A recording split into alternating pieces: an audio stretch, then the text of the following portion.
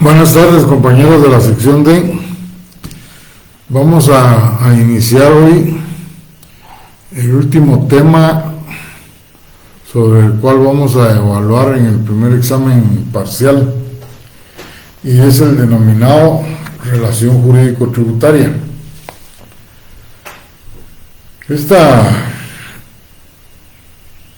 Esta palabra, relación jurídico-tributaria, estas palabras yo se las mencioné mucho en el curso de Derecho Financiero. Y el nombre del tema en nuestro programa es exactamente relación jurídico-tributaria. Pero no significa que sea un nombre exclusivo a lo que vamos a ver el día de hoy, o a empezar a ver. Cada tratadista de los luego más connotados le da un nombre diferente. Por ejemplo, en su obra, Giuliani von Rusch le denomina obligación tributaria. Giannini en su tratado le denomina deuda tributaria. El alemán Blumstein le llama crédito impositivo. Dino Harach le denomina relación jurídico-tributaria sustancial. Héctor Villega, en su obra de 2 tomos, le llama relación jurídico-tributaria principal. El mexicano Sergio de la Garza le llama relación jurídico-tributaria. El Código Tributario Guatemalteco decidió el legislador denominarle obligación tributaria. Entonces, se dan cuenta que hay una variedad de nombres, más que todos los argentinos, como von Rusch, Giannini, Héctor Villegas, en un mismo país le dan un nombre diferente.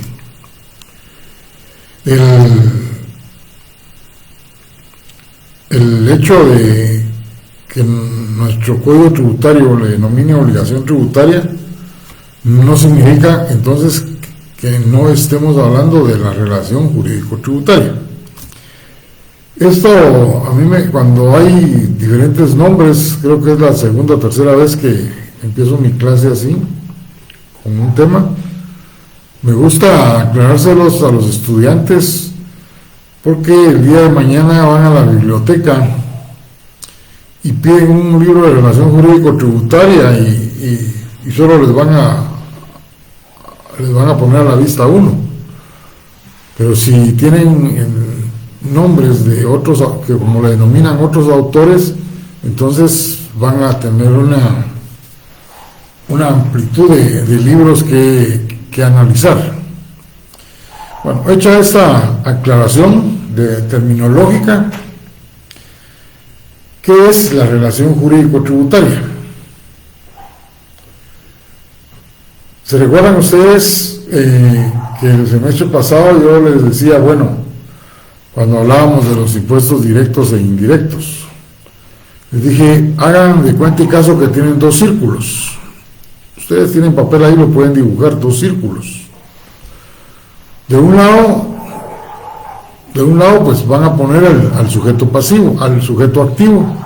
Del otro lado van a poner al sujeto pasivo. O sea, ya estamos hablando de 2 personajes. Y dentro de los sujetos activos, pues vamos a hablar de la SAT. Se recuerdan todos los que mencionamos en la fase de recaudación.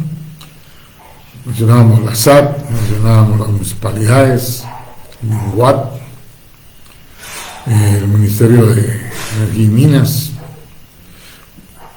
Creo que hay otros 2 por ahí, pero con esto es para hacerles un recuerdo. Entonces, del lado de los sujetos pasivos, del lado de los sujetos activos tenemos a estas instituciones, y del lado de los sujetos pasivos, yo el semestre pasado me recuerdo que les hice una aclaración. Todo el semestre yo voy a referirme a contribuyentes como sinónimo de sujetos pasivos, les dije. Pero no es porque el sujeto pasivo sea únicamente el contribuyente, y por eso lo aclaro desde este momento. Decía, el Código Tributario tiene una gama de sujetos pasivos. Entonces, del lado de los sujetos pasivos, pues vamos a poner a los contribuyentes, vamos a poner a los responsables, pueden ser los mandatarios, los representantes de menores, los representantes de interdictos. Ya vamos a llegar a ese tema del Código Tributario, ahí van a poder ampliar ustedes la gama de sujetos pasivos, los copropietarios. Entonces, para que se dé una relación jurídico-tributaria, deben de participar dos sujetos. Pero como su nombre lo dice, relación, vínculo. Bueno, entonces, en esos dos círculos, pongan una flecha que los une. Pero ¿cómo surge ese vínculo, esa flecha entre ambos? Bueno, entonces arriba pongan ley tributaria. O sea que para que se dé una relación jurídico-tributaria, previamente debe de existir una ley tributaria. Esa ley tributaria que está creando los impuestos debe tener todos los elementos estructurantes, decíamos el lunes, que señala la Constitución. Y dentro de los elementos estructurantes mencionábamos los hechos generadores, que aquí en este punto es que lo tenemos que desarrollar. Y el hecho generador, les decía yo, es una hipótesis que contiene la ley impositiva, una condición que al momento de que un sujeto se ubica dentro de ese hecho generador contenido en la ley, inmediatamente les surge el vínculo entre estos dos sujetos. Si me están entendiendo, hasta ahí ya se dieron cuenta cómo es que opera el principio de legalidad. Este vínculo entre estos dos sujetos, activo y pasivo, no puede nacer a la vida jurídica si no existe una ley tributaria que establezca el hecho generador en el cual se tiene que ubicar el sujeto pasivo para que de inmediato surja ese vínculo entre ambos sujetos. Producto de ese vínculo es que nace la obligación tributaria. Porque al momento en que el sujeto pasivo se ubica dentro del hecho generador, le nace la obligación tributaria. Surge ese vínculo, esa relación entre el sujeto activo y el sujeto pasivo. Esa relación va a generar un derecho. ¿Para quién es el derecho? Para el sujeto activo. ¿Y en qué consiste ese derecho? En poder exigirle al sujeto pasivo que pague los impuestos, o que pague el impuesto que es derecho generador en el que se está ubicando. ¿Y cuál es la obligación que surge? Esa es para el sujeto pasivo, a quien le surge la obligación del pago del impuesto. En pocas palabras, esa es la relación jurídico-tributaria. Si ustedes están entendiendo esto, pues sencillamente todo lo que venga después no va a tener ninguna duda, no les va a provocar ninguna duda. Y vuelvo a repetir, dos círculos, dentro de uno de ellos el sujeto activo, dentro del otro el sujeto pasivo. Reduzcamos el sujeto activo, la SAT. Reduzcamos los sujetos pasivos, contribuyente. Ya les expliqué que hay tantos más sujetos activos como tantos más sujetos pasivos. Para que se dé ese vínculo, esa relación, esa flecha que les dije que los unía, debe de existir primero una ley tributaria que contiene la creación del impuesto. Y esos esa ley tributaria que contiene los impuestos, además de todos los elementos estructurantes, debe tener uno que es súper esencial, que es el hecho generador. ¿Por qué es esencial? Todos los demás son esenciales, pero este es el más esencial, porque el sujeto pasivo, una vez que se ubica dentro de esa condición, dentro de esa hipótesis que contiene la ley que crea el impuesto, automáticamente hace que surja un vínculo con el sujeto activo. O sea, ya se da la relación, y derivado de esa relación surge la obligación tributaria. Y les decía yo, les explicaba que también para el sujeto activo surge un derecho. Si hay una obligación, siempre va a estar la otra parte que puede exigir el cumplimiento de la obligación. Y entonces esa obligación, como vamos a ver cuando hablemos del pago, se puede dar en una forma normal o anormal. La forma normal es cuando el sujeto pasivo paga dentro del tiempo que la ley establece. Y la forma anormal es cuando paga fuera del tiempo que la ley establece, o sencillamente paga porque es producto de que el sujeto activo inicia un proceso económico coactivo, que yo les he dicho que es un proceso de mera ejecución, y lo demanda, le trae embargos, y entonces el otro, cuando ya ve todas estas acciones por parte del sujeto activo, decide pagar. ¿Se acuerdan de las características del derecho tributario? Sus normas son de carácter coactivo, por eso es un derecho público. Entonces, nos encontramos ante una situación que da la explicación del por qué esa terminología tan variada. Porque unos analizan, como Giuliani von Rusch, esa relación jurídico-tributaria, pero lo hace partiendo de la obligación tributaria. O sea, al revés, de abajo hacia arriba, de la consecuencia, que es la obligación de pagar el impuesto. Otros, como Giannini, dicen, no, es que el sujeto pasivo debe al sujeto activo, es una deuda tributaria.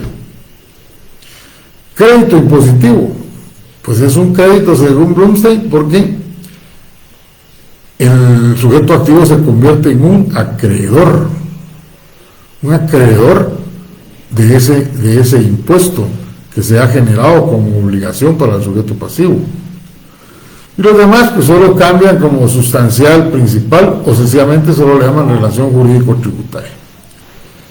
Para cuestiones del curso, para mí es exactamente lo mismo relación jurídico-tributaria que relación jurídico-sustancial, principal u obligación tributaria. El Código Tributario le denomina obligación tributaria.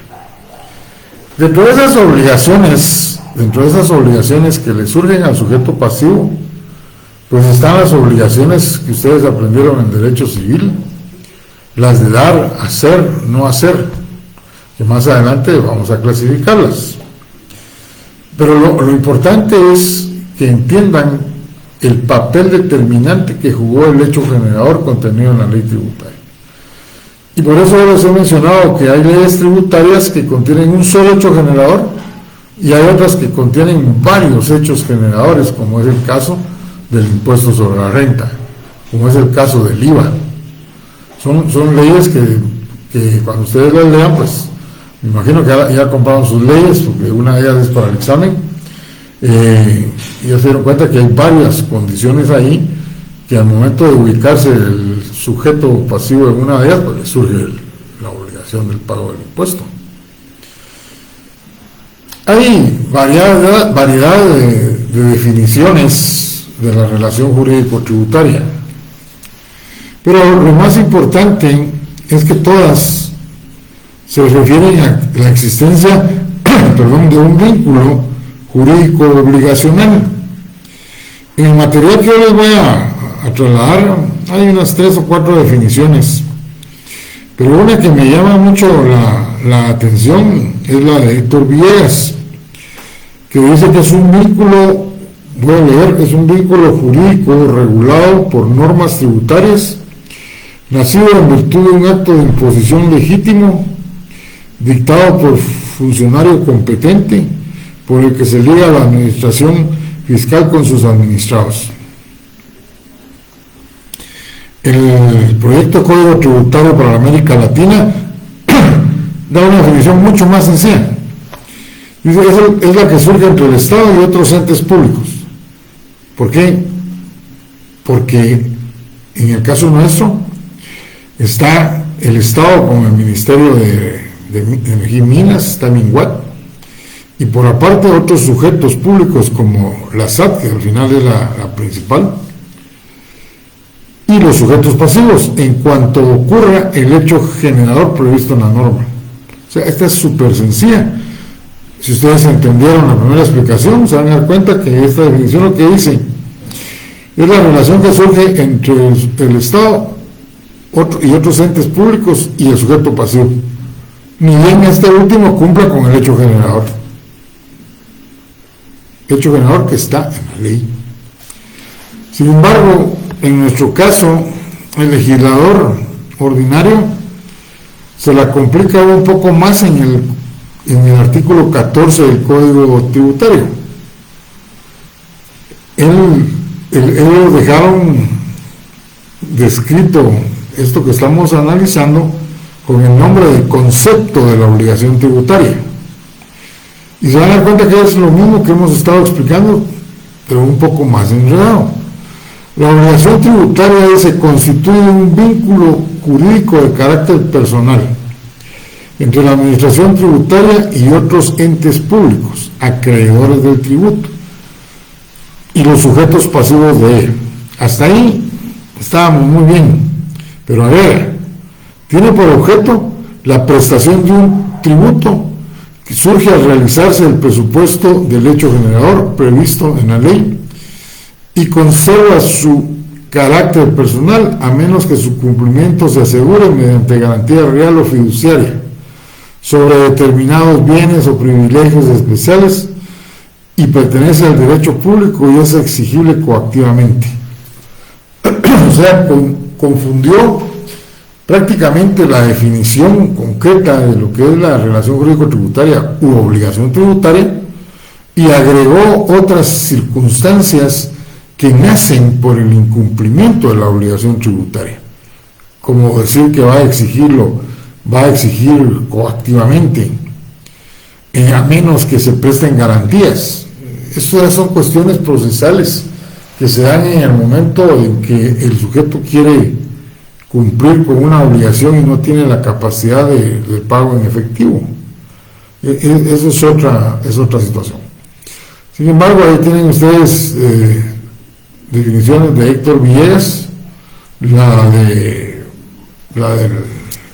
proyecto de Código Tributario para la América Latina, pero les menciono también una de Sergio de la Garza, pero tenían que saber cómo está en el Código Tributario, en el artículo 14. Luego vamos a referirnos a la naturaleza de la relación jurídico-tributaria. Yo cada vez que hablo de la naturaleza, les aclaro que hablar de la naturaleza es hablar de la esencia de una institución. Y en este caso, eso es lo que perseguimos al decir que vamos a referirnos a la naturaleza de la relación jurídico-tributaria. Y para variar, como siempre, en todas las instituciones del derecho, siempre se dan dos posiciones, y hay algunos que se recuerdan que siempre hay una mixta. Y aunque ustedes no me lo crean, en exámenes así presenciales, cuando hablo de la naturaleza, me contestan, su naturaleza es mixta. Y desde el principio les aclaro, la naturaleza de la relación jurídico-tributaria no es mixta. Solo tiene dos tesis, dos corrientes. Una que dice que es de carácter complejo. Su principal exponente es Giannini. Solo les doy un nombre para referencia. Desde luego hay más que lo apoyan. nunca pregunto yo nombres de autores, eso ya lo saben ustedes. A mí no me interesa que tengan en la mente el autor, a mí lo que me interesa es que si yo les pregunto aquí platicando y digo, ¿ustedes saben qué es la obligación tributaria? ¿Y en qué se diferencia la obligación tributaria de la relación jurídico-tributaria? Pues si me dicen, no se diferencia. Derivado de la existencia de una ley, se cumple con el hecho generador por el sujeto pasivo, y eso da como producto la obligación tributaria, que es el pago del impuesto al sujeto activo. Pues esa explicacioncita que les acabo de dar de nuevo, dice este autor Giannini que es de carácter complejo, porque no es solo que el sujeto pasivo se ubique en el hecho generador, nazca ese vínculo entre estos dos sujetos, activo y pasivo, y que origine la obligación tributaria y que pague. No. Él dice que una vez, o esta teoría, esta tesis de carácter complejo, lo que sustenta es que una vez que surge la obligación tributaria, efectivamente hay que pagar.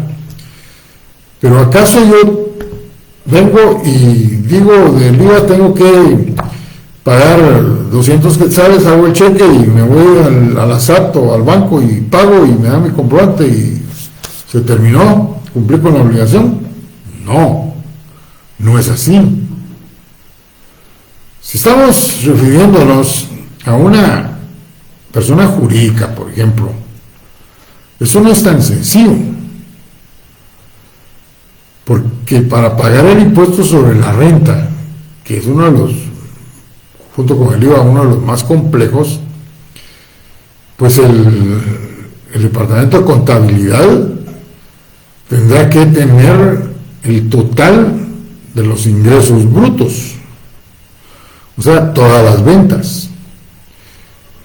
Pero a toda esa renta bruta le va a restar todo lo que ha gastado para poder producir rentas de vehículos, rentas de inmuebles, pago de personal, pago de la planilla del IX,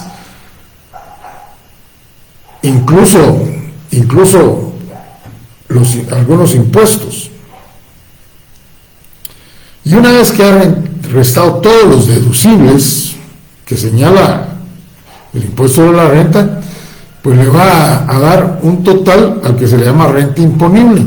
Y la renta imponible es sobre la que se calcula el impuesto. O sea, se le aplica la tasa impositiva, que para estas entidades es del 25%.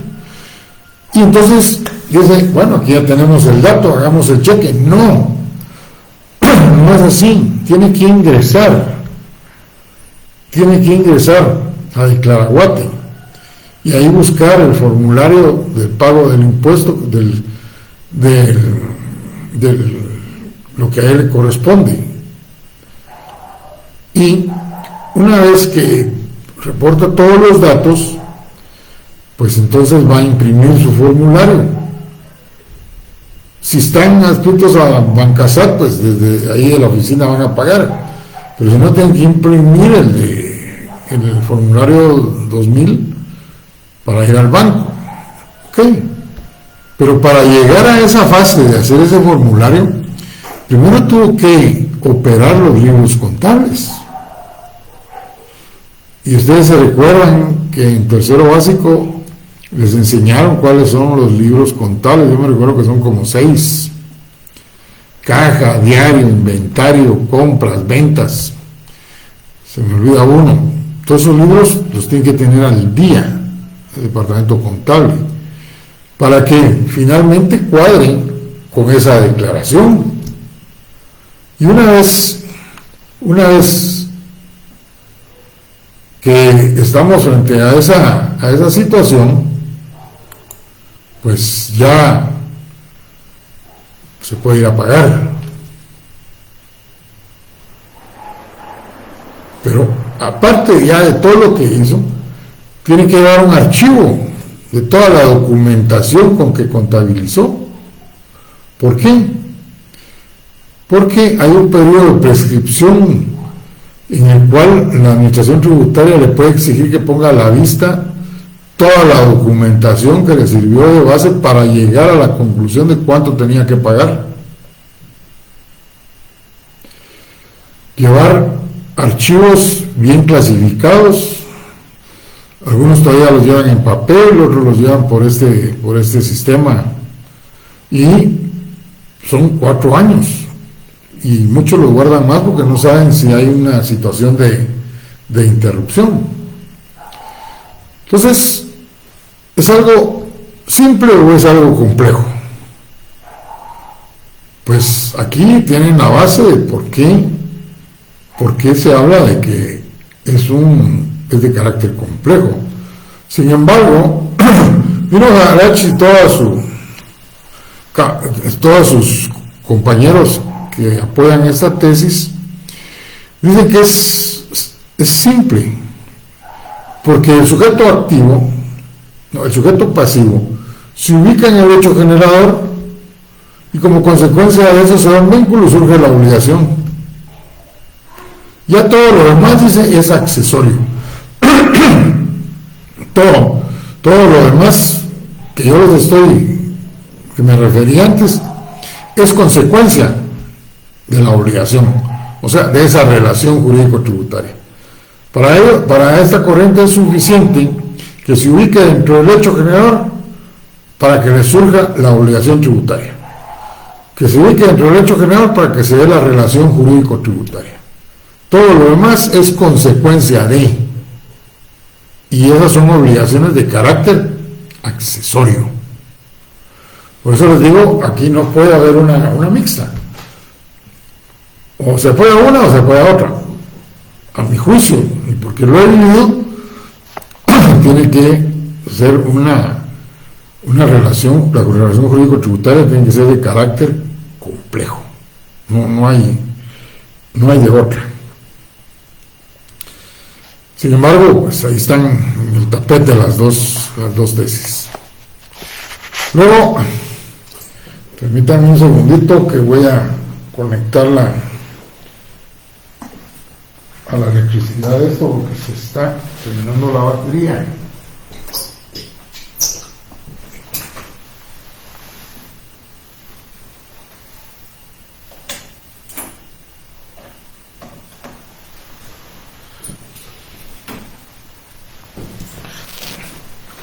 Entonces, les decía yo que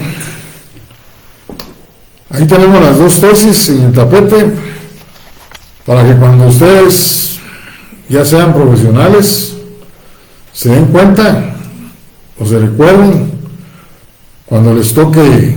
Bueno, yo en lo personal hago mis declaraciones y solo le mando al contador para que opere los libros. Nosotros como profesionales y ustedes que lo van a hacer solo van a tener que llevar 2 libros, el de compras y el de ventas.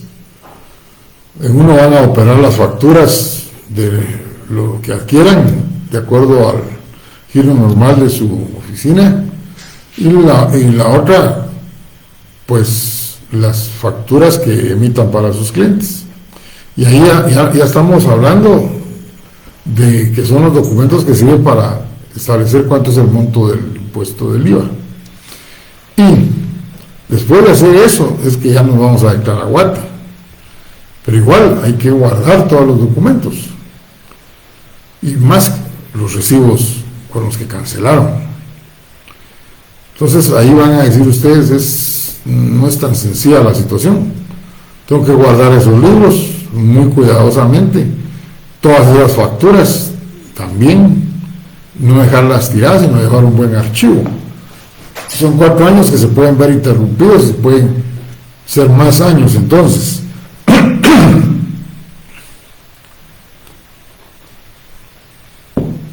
Veamos ahora cómo se clasifica la relación jurídico-tributaria.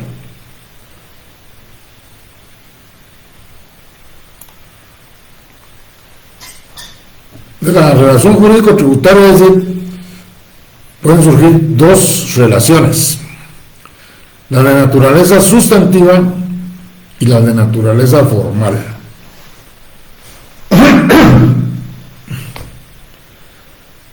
Las relaciones de naturaleza sustantiva, esta es una obligación de dar. ¿Por qué? Porque siempre van a nacer de las normas de carácter sustantivo, que ya explicamos cuáles son. Y las normas de carácter sustantivo son las que contienen la creación de los impuestos. Y entonces de ahí siempre vamos a encontrar, como consecuencia de su cumplimiento, obligaciones de dar. ¿Dar qué? Pues dar en pago un tributo, dar en pago una multa, dar una garantía, como decía el Código Tributario, o pagar costas, pago de sanciones, ya se los señalé, o pagar tributos que no fueron determinados correctamente y que van a dar como consecuencia el pago de multas, derivado de la actividad fiscal de la administración tributaria. Pero en síntesis, las relaciones de naturaleza sustantiva siempre se van a referir a la obligación de dar una prestación dineraria. Si no pagan en tiempo, dar en pago intereses. No importa que sea esporádico o sea constante, lo que sí va a ser constante es el pago, dar en pago el impuesto, cada vez que lo determinen mensualmente o trimestralmente, como en el caso del IUCI.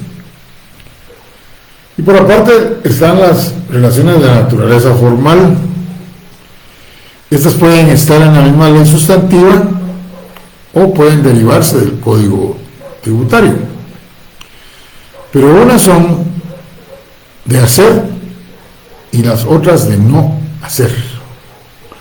Hasta ahí estamos hablando de las mismas obligaciones del derecho civil: dar, hacer, no hacer. ¿Cuáles son las relaciones de hacer, por ejemplo, aquí en el código, en el derecho tributario?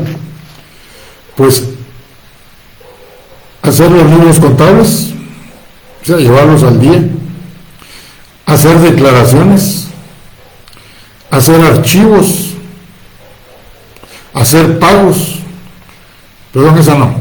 hacer archivos, llevar, ahora que exigen con estos de las FEL, llevar un control sistemático de las FEL. Por ejemplo, algo que sucede con esas facturas es que ustedes ingresan y cometieron un error y dicen esto no sirve y ya pero ya pusieron cantidad y todo, no, esto está mal, se salen de esa que están haciendo y empiezan una nueva. Ese es un pecado mortal en ese sistema. ¿Por qué? Porque en el sistema ya quedó grabada esa factura como que la emitieron y no procedieron a anularla. Hay que anularla y hay que imprimir la constancia de la anulación y adjuntarla a la factura que imprimir la factura que anularon y acompañar la constancia de la anulación por cualquier cosa del sistema, porque de no hacerlo, lo que va a suceder es que van a tener una variación entre lo que reportan como ingresos y lo que reportan en el IVA y lo que reportan en el impuesto sobre la renta. Y al ratito les va a llegar un citatorio de la SAT diciéndoles que en un impuesto tienen declarado, por decir cifras, 20,000 y en el otro impuesto tienen declarado 30,000 porque duplicaron una de 10,000 que cancelaron. Entonces hay que hacer un control constante de ese sistema de las facturas FEL, para hablar de algo nuevo. Las de no hacer, pues esto es tan sencillo como decirles, por favor lean los artículos 340, los delitos tributarios en el Código Penal, 343 A, B, C, D. Una obligación de no hacer, no ingresar mercancías por lugares que no sean las aduanas legalmente autorizadas por el Estado. ¿Sí? Si ustedes ingresan por esos pasos ciegos con mercancías, ya no son mercancías, son mercaderías. Muchos hablamos solo de mercaderías, se los voy a aclarar. Pero en el léxico del derecho aduanero, mercancías son todas las que se nacionalizan porque pagaron debidamente sus impuestos. Y mercaderías se les llama a todas aquellos bienes que ingresaron al país, están en el territorio, pero entraron de contrabando, porque no utilizaron las aduanas correspondientes. Pero vayamos a nuestra profesión. Nuestra profesión es un delito y está en el Código Penal. Utilizar estampillas fiscales, reutilizar estampillas fiscales. O sea, ya las adhirieron a un documento y el documento estaba malo, y para no perder las estampillas, pues utilizan una serie de procedimientos para levantarlo lo más sano posible, y entonces las adhieren de nuevo al documento correcto. Eso es delito. Solo para mencionarles. No utilizar facturas alteradas. No utilizar facturas falsas. Por eso la utilización de las facturas falsas en el pasado fue que surgieron las imprentas fiscales. No fue por otra cosa. Y las gasolineras tenían una fama. La gente que hacía a mano las facturas tal vez no tenían mucho estudio y ponían 50 quetzales y dejaban espacios y solo le agregaban un cerito más y ya eran 500 quetzales a favor del contribuyente, porque era crédito fiscal. Esto del crédito fiscal y el débito fiscal, la otra semana se los voy a explicar. Entonces ya tenemos de la naturaleza formal las de hacer y no hacer. Pero en el derecho tributario surge una más que no está en ningún otro derecho, ni en el civil, y es la denominada relación de tolerar o soportar. No sé qué se están imaginando con eso de tolerar o soportar. Si alguien escribe algo, pero no como lo que me acaban de escribir, qué complicado, Lick. No, es sencillo, solo póngale atención. ¿Qué podemos entender por una relación jurídico-tributaria de tolerar o soportar? Soportar el tener que pagar el impuesto. Tolerar que me exijan el pago. No. A nadie le gusta pagar impuestos, ni en Guatemala ni en la Cochinchina. Pero hay que pagarlos, que a lo contrario nos lo exigen. Pero no es a eso que se refiere lo de tolerar. Cuando se habla de relaciones jurídico-tributarias de tolerar, dentro de las formales, se refiere básicamente, dice una compañera, podría ser la retención que hacen algunos sujetos. No, esa es una obligación. Es una obligación que tienen algunos sujetos dentro del IVA y del impuesto de la renta, que la SAT los ha declarado retenedores, porque en la ley del Código Tributario está que se puede hacer. No. ¿Qué pasa si usted, siendo profesional del derecho, está en su oficina, un día que salió sonriente, feliz, y así llegó y se sienta para ver qué bueno hay para ese día, aparte de llamar para que le manden dinero de unas facturas que no le han pagado, que llame a su secretaria y le diga: licenciado, aquí está don fulanito, ¿y ese quién es? Pues viene de parte de la SAT y trae un oficio en el que dice que nos vienen a fiscalizar. Ya le cambió a usted por completo su día. Ya desde ese momento usted ya se alteró. Más si sabe que no está al día en sus declaraciones, que tiene desordenados todos sus documentos. Y aún a sabiendas de que todo está de cabeza, usted tiene que pasarlo adelante. O bajar, si no lo quiere pasar a su oficina, bajar ahí a la recepción. Y yo digo bajar porque estoy en segundo nivel, pero salir ahí a la recepción y decirle en qué le puedo servir. Pero ya le anticiparon lo que dijo la secretaria, ya significa que lo llegaron a fiscalizar y que usted tiene que aceptar la fiscalización. Y le dice: fíjese, licenciado, que según mi autorización vengo a fiscalizarle los últimos 3 periodos, 2022, 2021, 2020 y 2019, porque el 19 ya está por prescribir. Y necesito que me ponga a la vista las declaraciones del impuesto sobre la renta mensuales, la anual, y las declaraciones del IVA mensuales y anual, así como por partes. Empezamos por las del 2019, los documentos que sirvieron de base para esas declaraciones. Al final vamos a ver los libros. Usted tiene que tolerar eso. ¿Qué pasa si dice: no lo tengo en este momento al día, no lo tengo aquí? Bueno, ustedes pueden decir: todos esos documentos los tiene mi contador, pero él no está de planta aquí. Ok. Entonces le dejan una notificación en la cual le dan 3 días para que usted se presente ya a la administración tributaria con toda esa documentación.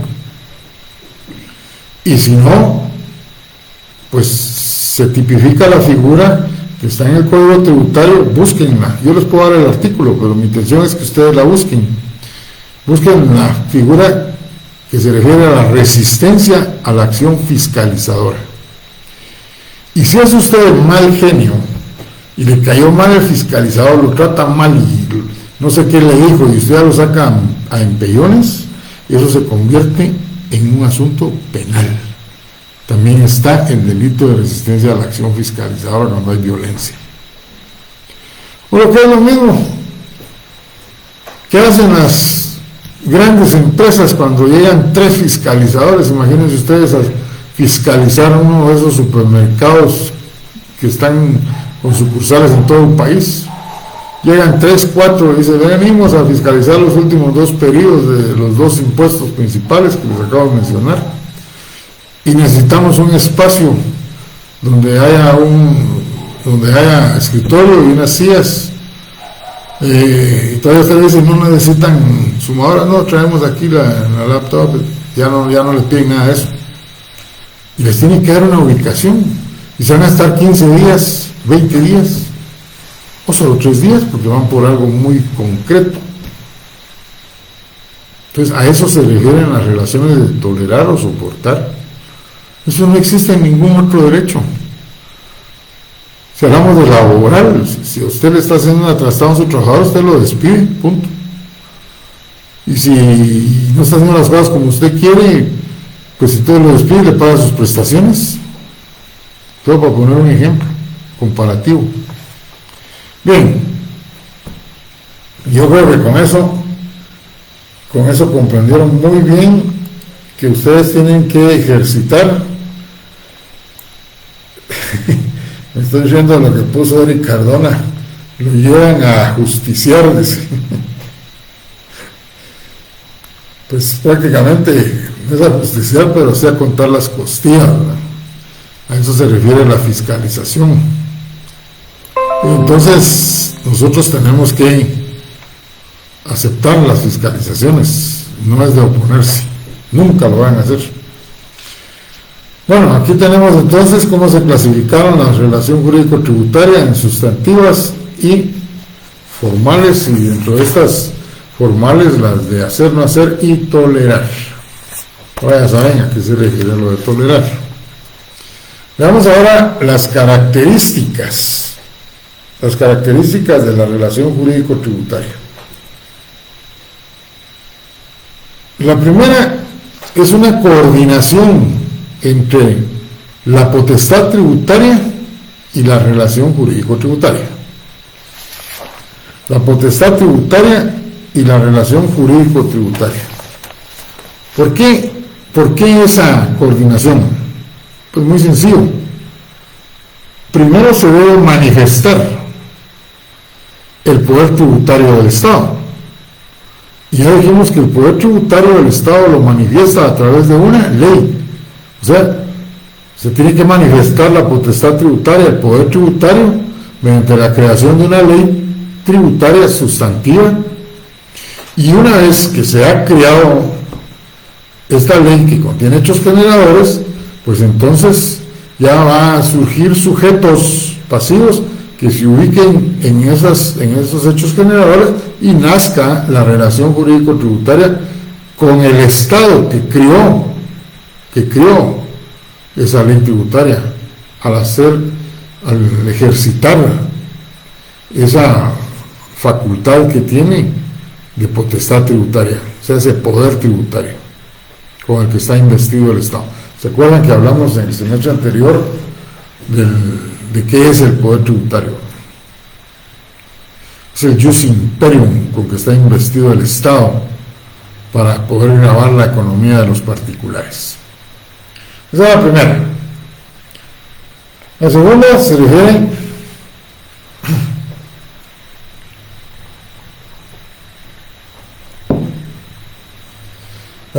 refiere al destinatario legal tributario. Esto significa que toda ley tributaria debe de tener un sujeto señalado y descrito de forma bien concreta de quién es el que va a cumplir el hecho generador. Estos son elementos estructurantes de los impuestos. La ley debe decir a quién va dirigido la creación de ese impuesto, quién es el sujeto. En el JUSI claramente dice que es el propietario de un inmueble, el poseedor de un inmueble o el usufructuario de bienes del Estado. Ese es el destinatario legal tributario de la ley del JUSI. Es el que la ley está señalado como obligado al pago del impuesto. O sea, es el personaje con respecto al cual se establece una vinculación con el hecho generador. Muchas veces el destinatario legal tributario es uno, pero el que cumple con el pago del impuesto es otro. Pero eso solo se da con los impuestos indirectos. ¿Se recuerdan ustedes de aquel fenómeno de la traslación que les expliqué? Que al final es el consumidor el que paga los impuestos indirectos. Sin embargo, a pesar de que es un tercero el pagador del impuesto, aún en las leyes de impuestos indirectos hay un destinatario legal tributario. Lo único es que a ese destinatario legal tributario de los impuestos indirectos no le molesta que el Estado venga y le suba la carga tributaria. Le pueden subir al valor del impuesto para la comercialización de cemento, por ejemplo, que sabe que él le paga sin problema al fisco pero que esa carga tributaria la va a trasladar al consumidor. Igual sucede con los impuestos de importación, pueden subir los aranceles, pero esa materia prima que está importando el industrial, pues cuando ya está el producto terminado, le va a recargar la carga tributaria, la va a incorporar en el precio de las cosas, algo que nunca vamos a saber, porque eso ya es un proceso de costos que se hace previamente en las industrias de los comercios. Bien, tenemos claro entonces quién es el destinatario legal tributario, que la ley señala como obligado al pago, aunque haya un tercero que realmente resulte pagador del impuesto. Nos referimos al que la ley señala. El destinatario legal, dice, otra característica, debe ser un particular. Bueno, pues, ¿de qué serviría que se creara un impuesto que tengan que pagar los ministerios? Si es el Estado el que les da los dineros para que ellos puedan cumplir con sus fines. Aquí viene a colación lo que hablábamos de la actividad financiera del Estado. Y les decía yo, esta actividad es el motor que mueve a todas las instituciones del Estado para que éstas puedan cumplir con sus fines. Pero porque esa actividad es la que se encarga de recaudar los dineros, administrarlos y entonces ya asignárselos a cada ministerio. Sería un círculo vicioso. Entonces por eso es que cada vez que se crea una ley impositiva tiene que ser un particular, ya sea una persona individual o jurídica, pero no el propio Estado. A eso se refiere. Porque estos no tienen capacidad contributiva, ellos reciben dineros del Estado para poder cumplir con sus funciones y atribuciones para las cuales fueron creadas. Otra característica se refiere a que la relación jurídico-tributaria se traba entre personas. Así como lo oyen, se traba entre personas, sin pensar mal. ¿Por qué? Porque siempre hay, de un lado, un sujeto activo que se refiere a instituciones del Estado, que ya mencionamos que pueden ser varios los sujetos activos, y por otro lado, los sujetos pasivos. Los sujetos pasivos que también, según el Código Tributario, pueden ser muy variados. Pero básicamente, cuando se dice que se traba entre personas, se está refiriendo a que los impuestos no gravan las cosas, no gravan los bienes, no gravan propiamente los servicios, sino que gravan a las personas poseedoras o propietarias de bienes o personas que prestan servicios. No puede decir la ley, todos los inmuebles están obligados al pago del IUCI.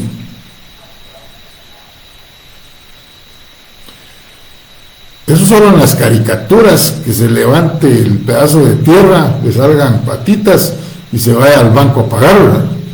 Solo en caricaturas. Se traba entre personas porque está grabando el IUCI a los propietarios, a los poseedores, a los usufructuarios de bienes del Estado.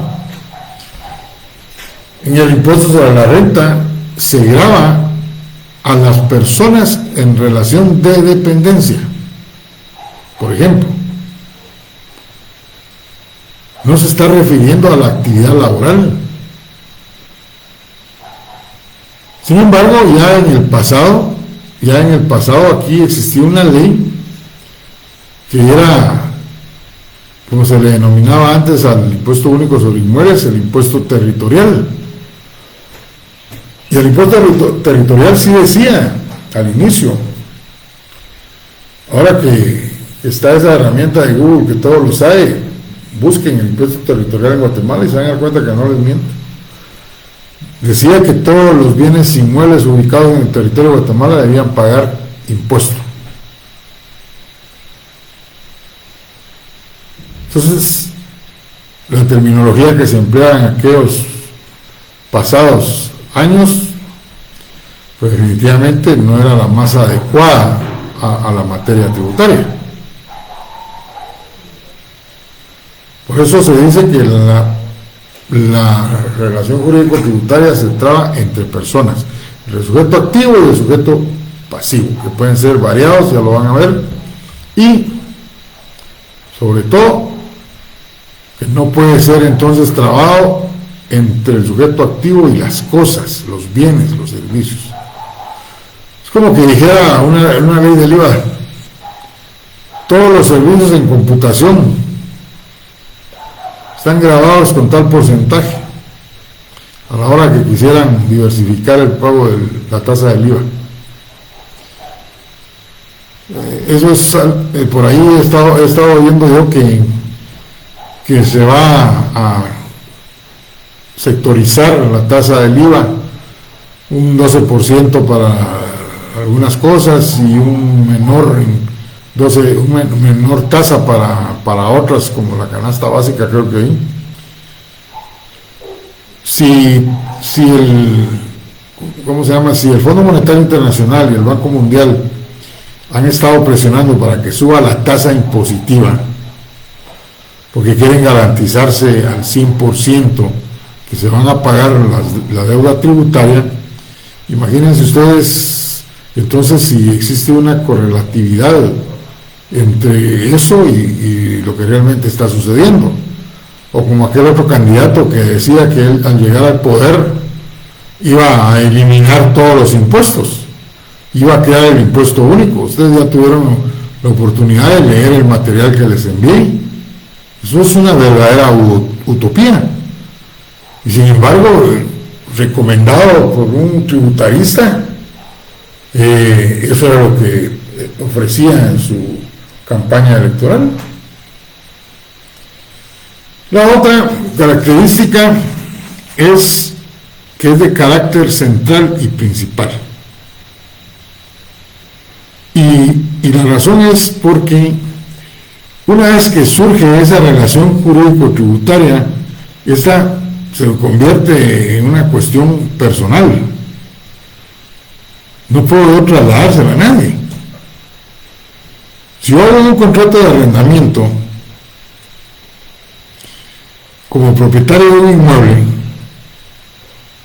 yo soy libre de exigirle y pactar con el que va a llegar a vivir, con que él es el responsable del pago, la luz, el pago de alcantarillado, la luz pública. Si tiene teléfono en la casa, pues teléfono, que ahora ya casi están desconectados muchos, y el pago del YUSI, que tiene que hacer en el primer mes al concluir cada trimestre del año. Bueno, eso lo puedo pactar yo con el que va a vivir en la casa. Pero ¿qué pasa si el inquilino se fue debiéndome 3 años y no me pagó la renta, mucho menos iba a pagar los impuestos? La obligación tributaria, esa relación jurídico-tributaria surgió entre el propietario del inmueble y la SAT, en este caso las corporaciones municipales, porque se pagan las alcaldías, el YUSI. Y entonces se dice que es de carácter central, principal y exclusiva del destinatario legal tributario. Y si lo demandan por el pago de esos 3 años del YUSI, él no puede evacuar la audiencia oponiéndose, diciendo que en tal contrato que se fraccionó y acompaña un testimonio y interpone una excepción de falta de personalidad, por ejemplo. ¿Por qué? Porque el destinatario legal tributario es él. Él puede hacer contratos con terceros, pero nunca va a poder trasladar la carga tributaria en esa forma. Eso solo para los impuestos indirectos, y no es que estén precisamente contenidas en contratos. Es principal y central, porque alrededor de esa relación pues surgen todas esas relaciones accesorias que decía Dino Jarach.